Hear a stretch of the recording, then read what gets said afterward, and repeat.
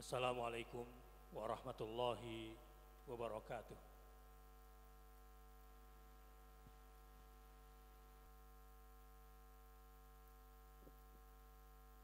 Innal hamdalillah nahmaduhu wa nasta'inuhu wa nastaghfiruh wa na'udzu billahi min syururi anfusina wa min sayyiati a'malina. May yahdihillahu fala mudilla lahu wa may yudlilhu fala hadiyalah. Asyhadu an la ilaha illallah wa asyhadu anna Muhammadar Rasulullah. Allahumma salli wa sallim wa barik ala hadzal nabiyil karimil ummiyil mustafa sallallahu alaihi wasallam wa ala alihi wa sahbihi wa sallim. Ya ayyuhalladzina amanu taqullaha haqqa tuqatih wa la tamutunna illa wa antum muslimun.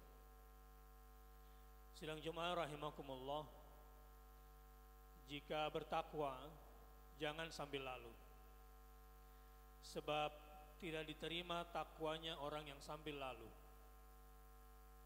Takwa yang diterima adalah haqqa tuqatih, ketika takwa dijalankan dengan kesungguhan hati, pikiran, dan badan ini. Ada yang menarik dari perbedaan pendapat tentang definisi takwa, tapi pada akhirnya khatib memilih bahwa takwa akan selamat jika didefinisikan dengan definisi antaja'ala bainaka wa baina adzabillahi wiqayah. Hendaklah kamu menjaga dirimu dengan membuat dinding pemisah dengan azab Allah Subhanahu wa taala. Jadi definisi takwa yang mungkin lebih selamat adalah ketika didefinisikan bahwa takwa adalah bangunlah dinding pemisah antara dirimu dengan siksanya Allah Subhanahu wa taala. Kenapa? Ada banyak definisi takwa, misalnya yang sering kita dengar, menjalankan semua perintah dan menjauhi semua larangan. Ini bagus tapi sangat datar.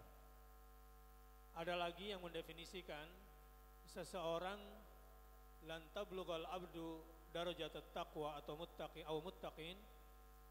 Seseorang tidak akan pernah sampai pada derajat muttaqin atau orang bertakwa sebelum meninggalkan yang dibolehkan karena khawatir terperosok kepada yang tidak dibolehkan. Ini ada tindakan preventif di situ. Namun dalam praktik ibadah kelihatannya khatib memilih bahwa lebih selamat, lebih bisa menjaga diri kalau takwa yang dimaksud adalah takut kepada azab Allah, sehingga kita membuat dinding pemisah dengan amal baik, amal benar, sehingga kita bisa terjaga dari azab Allah atau siksa Allah Subhanahu wa taala. Tema khutbah Jumat pada hari ini adalah sembuh bersama Al-Quran, yang dalam bahasa modern sekarang orang sedang tren mengucapkan dengan kata-kata healing, self-healing with Al-Fatihah. Sidang Jumat rahimakumullah, a'udzu billahi minasyaitonir rajim. Bismillahirrahmanirrahim. Alhamdulillahirabbil alamin. Segala puja dan puji bagi Allah, Rabb, Tuhan pencipta, pengatur, pemelihara, pemberi rezeki dan pendidik semesta alam ini. Ar-Rahmanir Rahim. Dialah yang Maha Pengasih, Maha Rahman, lagi Maha Rahim. Dari sekian banyak asma Allah dan jumlahnya tidak terhingga, sesungguhnya Asmaul Husna bukan 99. Sebab hadis-hadis Asmaul Husna yang menjelaskan 99 itu la ya'nil hasr. Menurut para ahli tauhid dan ahli hadis, tidak menunjukkan bahwa Asmaul Husna itu cuma 99. Jumlahnya tidak terbatas. Menurut para pakar bahwa Asmaul Husna yang tidak terhingga jumlahnya itu, kenapa kemudian Allah bangga menyebutkan dirinya pertama kali, memperkenalkan dirinya pertama kali sebagai Ar-Rahman Ar-Rahim? Sebab warahmati wasiat kulla syai'. Rahmahnya Allah, kasihnya Allah meliputi segala sesuatu, lebih luas daripada segala sesuatu. Dan kalau ingin mempelajari Asmaul Husna lebih dalam, Ibnu Qayyim Al-Jauziyah menjelaskan bahwa ada 3 induk Asma Al-Husna, dan itu semua ada di dalam surah Al-Fatihah. 1, Ismullah, Allah. Yang kedua, Ar-Rahman, yang memiliki sifat rahmah, dan Ar-Rahim yang juga memiliki sifat rahmah. Dan yang ketiga, Al-Malik, yang memiliki sifat Al-Mulukiyah. Jadi semua kandungan Asmaul Husna yang tak terhingga jumlahnya itu sebetulnya sudah terangkum dalam asma ini yang ada di dalam surah Al-Fatihah menurut Ibnu Qayyim Al-Jauziyah. Ar-Rahman Ar-Rahim, Malik Yaumiddin, yang menguasai hari reward dan punishment, hari pembalasan. Orang-orang kejam di muka bumi yang belum sempat diadili karena kejahatannya yang luar biasa, tidak mungkin bisa lolos nanti di akhirat kelak di hari pembalasan. Yaumiddin. Apa itu Yaumiddin? A'udzu billahi minasyaitonir rajim. Yauma la tamliku nafsun li nafsin syai'a wal amru yauma idzin lillah. Yang paling konkret dijelaskan apa yang disebut dengan Yaumiddin adalah hari di mana seseorang tidak akan pernah bisa membantu orang lain sedikit pun. Dan pada hari itu segala urusan ada di tangan Allah Azza wa Jalla. Iyyaka na'budu wa iyyaka nasta'in. Hanya kepada Engkaulah kami menghamba, dan hanya kepada Engkau saja kami memohon pertolongan. Inilah inti Al-Quran semuanya. Ada 114 surah di dalam Al-Quran, ada 30 juz di dalam Al-Quran, ada 6.236 ayat di dalam Al-Quran. Semuanya menginduk kepada iyyaka na'budu wa iyyaka nasta'in.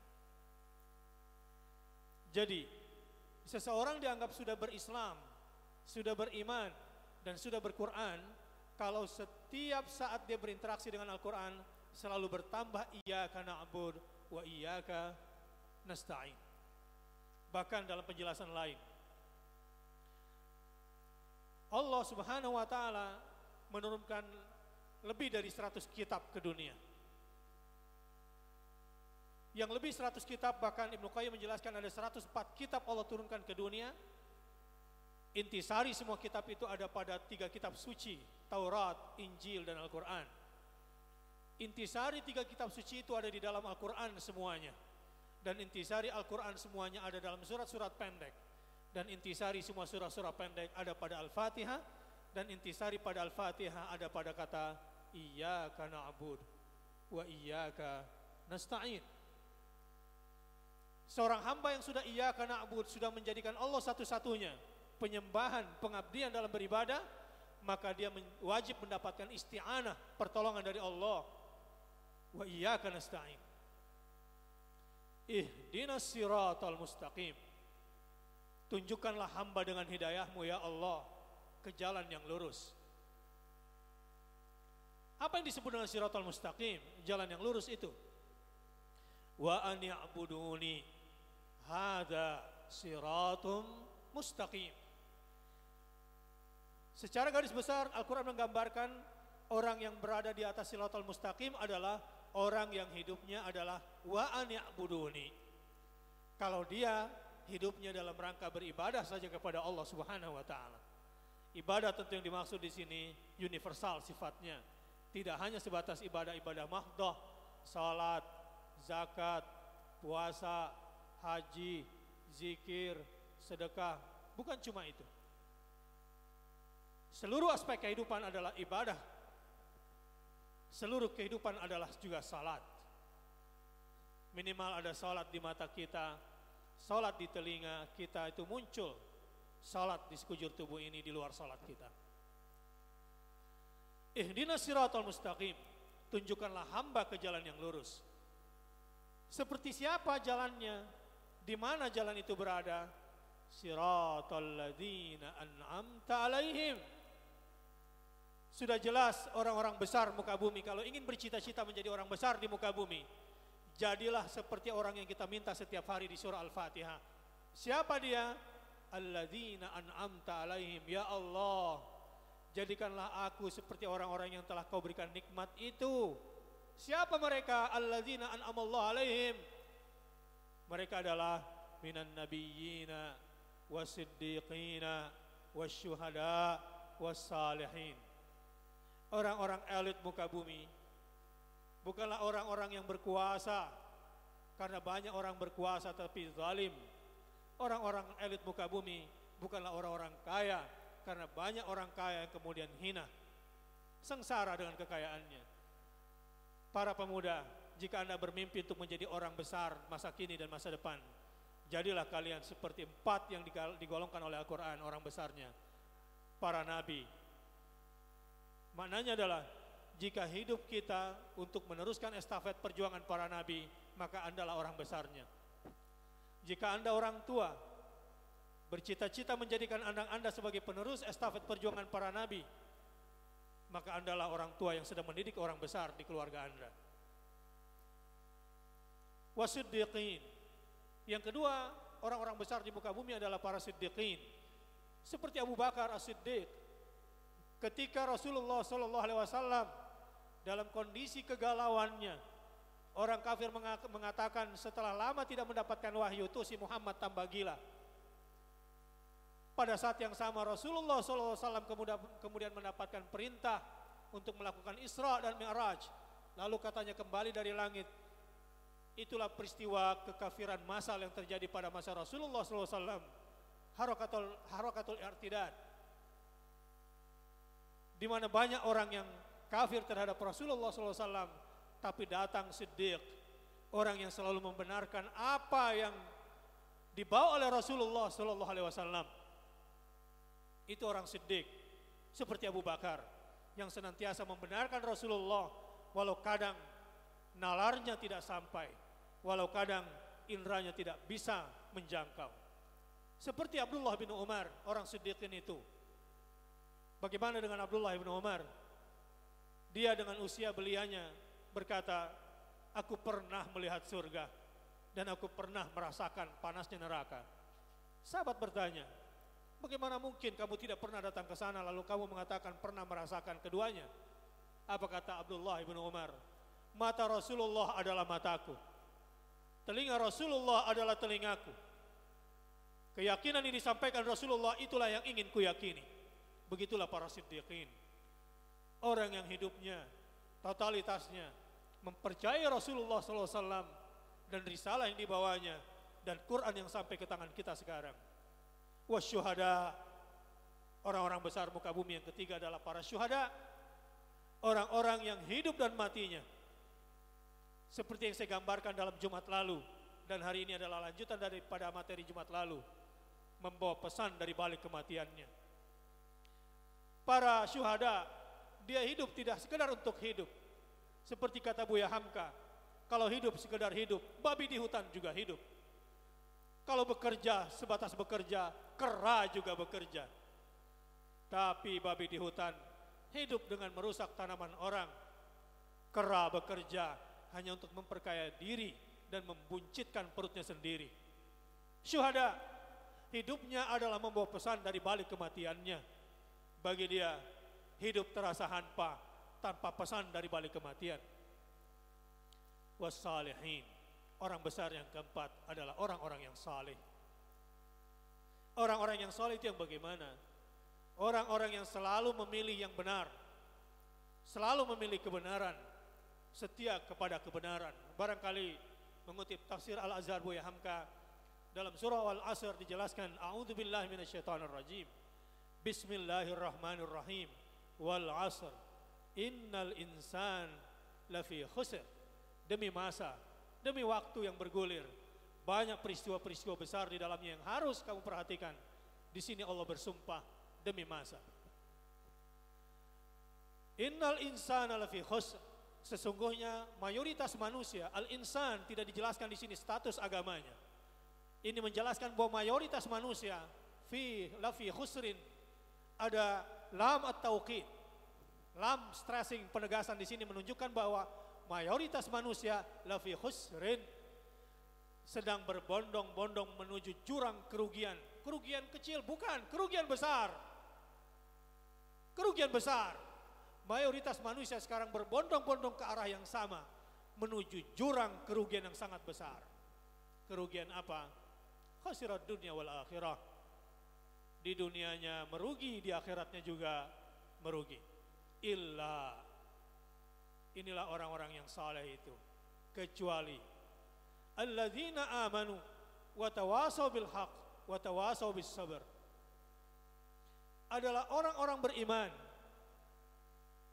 orang-orang yang mengerjakan kebenaran, amal saleh, dan orang-orang yang saling berwasiat dalam kebenaran, dan orang-orang yang bersabar bersama kebenaran. Jadi orang-orang saleh adalah orang yang selalu berjalan dalam kebenaran, mengajak kepada kebenaran, dan bersabar bersama kebenaran. Sidang jemaah rahimakumullah, ghairil maghdubi alaihim waladdallin. Ya Allah, aku tidak mau engkau golongkan bersama orang-orang yang engkau murkai. Dia sudah tahu kebenaran tapi kemudian mengingkarinya. Aku juga tidak ingin bersama orang-orang yang sesat, yang sejak awal tidak tahu kebenaran. Sidang jemaah rahimakumullah, saya sudah gambarkan secara sekilas overview tentang Al-Fatihah. Lalu di mana dimensi sembuh bersama Al-Fatihah? Sidang jemaah rahimakumullah, ringkasnya begini. Orang-orang itu bisa sesat di dalam hidupnya karena dua. Satu, rusak ilmunya. Orang kalau sudah rusak ilmunya, otomatis rusak pula amalnya. Yang kedua, orang itu benar ilmunya, tapi rusak tujuannya. Ini juga dimurkai oleh Allah Subhanahu wa taala. Jadi kalau pertama itu orang sesat, yang kedua itu orang yang dimurkai. Contoh, menggelikan memang. Menteri Kesehatan baru saja ditunjuk. Program kerja pertamanya Menteri Kesehatan kita yang baru ditunjuk ini adalah menyosialisasikan kembali kondom. Teori kondom kembali disebarkan. Ini sebagai contoh kasus konkret pada hari ini. Apa katanya? Remaja-remaja harus dipermudah aksesnya untuk bisa gampang membeli kondom, untuk bisa menekan angka HIV positif atau AIDS. Lihat, saya ingin menjelaskan ini kasus kesesatan yang nyata. Mungkin rusak ilmunya atau mungkin rusak tujuannya. Rakyat ini hanya bisa sembuh kalau rakyat ini selalu iyyaka na'budu wa iyyaka nasta'in. Ihdinas siratal mustaqim. Gila. Saya mau ambil contoh. 15 atau 20 tahun yang lalu, Australia sudah melakukan ini dan Indonesia mau mencontoh. $1, 1 kondom. Jadi rupanya banyak terjadi perzinahan di sana sini. Ini dilakukan oleh remaja. Gara-gara iklan nikah dini banyak masalah. Lihat. Ada iklan nikah dini banyak masalah. Sebetulnya tidak ada ceritanya ledakan jumlah penduduk itu dikarenakan nikah dini. Yang ada adalah perzinahan. Yang ingin saya katakan dalam teori kondom ini adalah perzinahannya disemarakkan, sementara pernikahannya dipersulit. Ini yang terjadi. Di Australia, anak muda cukup memasukkan uang ke dalam ATM atau seperti misalnya kulkas-kulkas, cooler-coolernya Coca-Cola gitu, masukkan $1, dia tinggal pilih kondom merek apa, kondom rasa apa yang mau dia ambil. Sehingga dia tidak perlu lagi malu-malu belanja ke apotek. Dia tidak perlu lagi malu-malu belanja ke warung. Sebab kalau mereka belanja ke apotek, belanja ke warung mungkin malu, takut dilaporkan orang tuanya. Jadi beli dengan mesin. $1, one kondom. Untuk menekan HIV katanya. Inna lillahi wa inna ilaihi raji'un. Apa yang terjadi? Sukses. Sukses sekali pemerintah Australia karena anak-anak sekarang sudah sadar tentang penggunaan kondom di SMU dan di SMP. Buktinya adalah banyak kondom-kondom yang berserakan di WC sekolah. Itulah indikator keberhasilannya. Tapi pertanyaannya, apakah dengan begitu kemudian HIV bisa ditekan? Never. Karena HIV ini bukan persoalan virus, ini persoalan penyakit perilaku. Disinilah ihdinas siratal mustaqim, menyembuhkan penyakit sosial umat. Tunjukkanlah hamba ke jalan yang lurus. Memang Menteri Kesehatan kita yang sekarang ini orang murtad memang. Mantan muslimah. Sidang Jumat rahimakumullah. Coba perhatikan, solusi apa yang bisa diberikan dengan teori kondom? Setiap kondom itu punya serat. Seratnya itu 1/10 mikron lubangnya. Memang kalau dimasukkan air seakan-akan air itu tidak keluar. Tapi sesungguhnya dia punya pori-pori yang besarnya 1/10 mikron. Sementara virus HIV itu 1/1000 mikron. Jadi 1000 kali lipat lebih kecil daripada pori-pori kondom. Jadi seandainya ada anak remaja berzina menggunakan 10 lapis kondom, itu masih lenggang kangkung itu keluar masuk itu virus itu. Lalu ada apa di balik ini semua?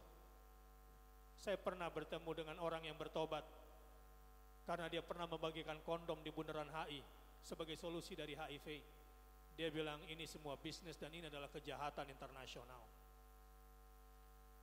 Inna lillahi wa inna ilaihi raji'un. Pejabat-pejabat ini sebetulnya punya ilmu, tapi sesat tujuannya. Rakyat-rakyat ini tidak punya ilmu. Remaja-remaja ini tidak punya ilmu, disesatkan ilmunya, sehingga tidak punya ilmu, dia pikir selamat dengan pakai kondom. Al-Fatihah. Jangan cuma dibaca. Al-Fatihah itu adalah induknya Al-Quran. Dan seluruh isi Al-Quran itu ada pada Al-Fatihah. Yang sembuh bukan cuma penyakit sosial, penyakit individu pun insya Allah disembuhkan. Persoalan-persoalan tekanan batin pun bisa disembuhkan kalau kita sudah sampai pada level iyyaka na'bud wa iyyaka nasta'in ihdinas siratal mustaqim siratal ladzina an'amta alaihim ghairil maghdubi alaihim waladdallin. Amin. Barakallahu li wa lakum fil Qur'anil Karim wa nafa'ani wa iyyakum bima fihi minal ayati wa dzikril hakim wa taqabbala minni wa minkum tilawatahu innahu huwal ghafurur rahim.